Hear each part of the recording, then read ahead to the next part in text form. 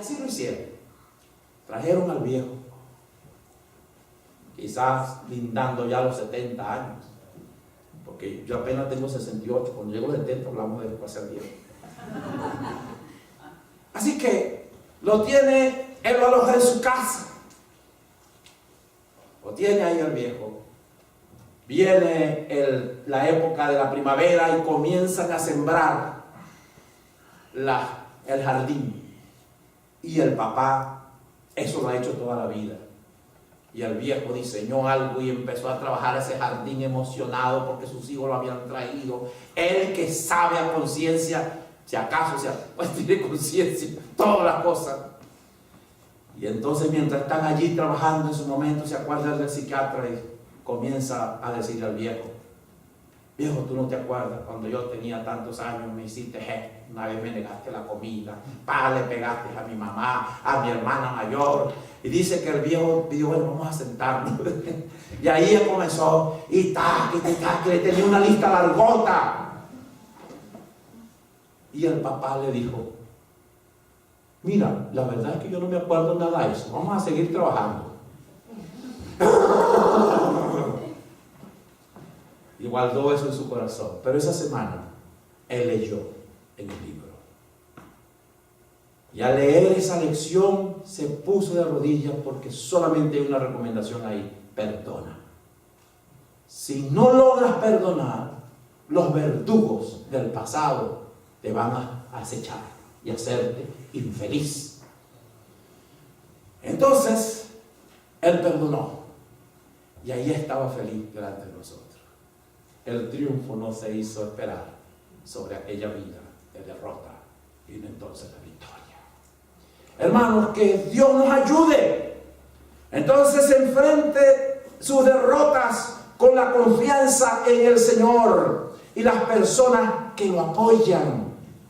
Dice: vosotros quisiste hacerme mal, mas Dios lo encaminó a bien. Una cosa es segura: los muchos años de sufrimiento que sufrió José no le hicieron olvidar el amor de su padre Jacob y su fe inquebrantable en el Eterno. Muchas veces nosotros, cuando nos viene un problema o una prueba, nos enfocamos en lo que estamos perdiendo y nos olvidamos de quienes están a nuestro lado. Recuerde que no es nuestra la guerra, sino de Dios. Cuarto, enfrente sus derrotas buscando las perlas en vez de lamentarse. Y dijo él: y a ustedes ven todo esto, Dios me envió aquí para hacer lo que vemos hoy. ¿Cuál perla sacó José después de tanto sufrimiento? José fue reivindicado delante de sus familiares, delante del pueblo que gobernaba y delante del pueblo de Israel. Tuvo un hogar que, por el contrario de sus antepasados, fue unido y armonioso. No se habla de él de que tuvo otras mujeres, tuvo una sola. No había celos y envidia entre sus hijos. Manasés puso el nombre a su primer hijo diciendo: Dios ha hecho que me olvide de todo mi problema. ¿Por qué no lo anota eso usted? Anótelo ahí. Aquí en palabra. Manasés era el nombre de aquel muchacho que le nació. Y ese nombre significa: Dios ha hecho que me olvide de todos mis problemas. Usted no puede olvidarse de su problema, pero ¿quién es el que lo hace posible? Dios. Agarre al Señor y agárrese usted de él. Por eso Jacob, a la hora de su muerte, el abuelo de estos hombres los escogió para tener dos tribus que llevan su nombre, una Efraín y otra Manasés. La enseñanza que tenemos aquí para nosotros es grande. Busquemos las perlas de los sufrimientos del pasado, de las pruebas del presente. Utilizo la palabra a propósito. Siempre habrá una perla tras la tormenta de arena. Búsquela. Por último, pensamiento. ¿Y cuántos dicen amén por ello? No, mira, muy poquito, solamente Rosa. Enfrente sus derrotas con una conducta amorosa para mantener en vida a mucho pueblo.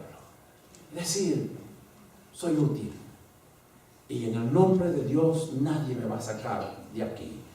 Enfrente sus derrotas con una conducta amorosa. La conducta amorosa de José le impidió llevar un cuaderno de notas con los males que le hacían y las pruebas por las que tuvo que pasar. La supervivencia del pueblo hebreo siempre ha estado en peligro hasta hoy. Lo vimos ayer y lo vemos en la actualidad. La máxima expresión del amor es que uno ponga su vida por sus amigos, y lo hizo Jesús. La disposición de amar incondicionalmente lleva implícita la idea de entregar la vida aún por los que nos son adversos. Nadie podrá ser derrotado cuando ama de todo corazón. Siempre encontramos perlas cuando el motivo de nuestro sufrimiento, prueba, dolor y aún la muerte es el amor. No esperes ser feliz mañana, sé feliz hoy. Como dijo Pablo, aprende a contentarte cualquiera sea tu situación. Resumen: ¿cómo transformar nuestras derrotas en perlas? Enfrente sus derrotas con las virtudes que tienes. Enfrente sus derrotas del presente con las más dolorosas de su pasado. Enfrente sus derrotas con la confianza en el Señor y las personas que lo apoyan. Siempre habrá personas que lo van a apoyar.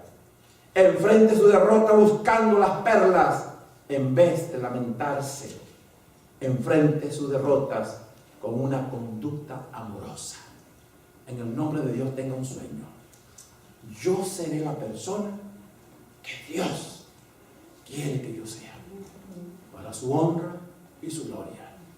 Que cuando, si acaso me van a enterrar y van a decir algunas palabras, si acaso eso ocurre, que no sea, conocimos un individuo que debiéramos ponerle de leyenda: aquí yace un infeliz, sino aquí yace alguien que sacó de su derrota la victoria para brillar para la gloria de Dios. Tuvo José un sueño y se agarró a él. Bueno, faltan 20 para las 4. Ustedes me dan 5 minutos más, que quiero contarles una ilustración. ¿Cuántos están de acuerdo? Me dan 5 minutos más. 5 minutos. Oh, bien, gracias. Qué amables son ustedes. Aprobado por unanimidad. Algunos de ustedes conocen la historia de mi perrito Jimmy, pero hay muchos aquí que no la conocen. Yo he contado tantas veces la historia del perrito Jimmy que el hermano Hugo un día me preguntó: mira, ¿y qué pasó con el perrito Jimmy al final? Bueno, esa es otra cosa para otro día. Un perrito, yo tenía 10 años, había llegado del campo y vivía en la ciudad. Le regalaron un perrito raza Caqui, que es la raza combinación de callejero con criollo. Tenía un dibujo precioso en su espalda, pero hay algo que hasta hoy me acuerdo de Jimmy: era fiel y me amaba. Nos hicimos amigos porque yo también estaba en aquel hogar como él parecía. Habíamos llegado allí a aquella familia y a veces enfrentábamos semejantes circunstancias porque no eran mi familia biológica en el sentido cercano. Así que Jimmy y yo nos entrábamos en un amor a primera vista. Él no había sido traído para mí, sino para una primita que, como tenía 6 meses, pues ella no lo cuidaba. Si no, mi primita fuera la fantástica de la historia, pero no, estaba yo, y yo era el que atendía a Jimmy. Esa cualidad hizo que Jimmy me tuviera una gran estima y un perro muy inteligente. Total, salíamos a hacer las compras y iba al carnicero, iba a los lugares y yo le había comprado a él una bolsa especial y ahí metía yo los mandados y él salía corriendo a ver si yo lo alcanzaba. Y era divertido, corríamos los dos. Y eso lo hacíamos muchas veces. La verdad es que yo no iba al mercado sin mi compañerito Jimmy.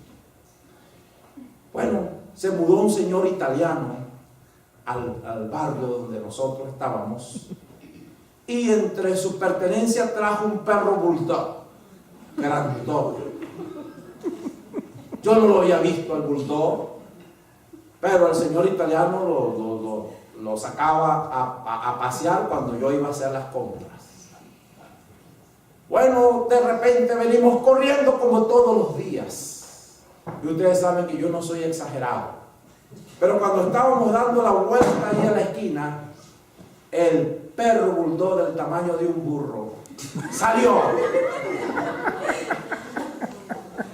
Aquellas cosas que le caían y aquella manera de ver. Y yo, hermano, paralizado con el susto que me llevé más grande del siglo. Pero mi perro Jimmy no era de eso.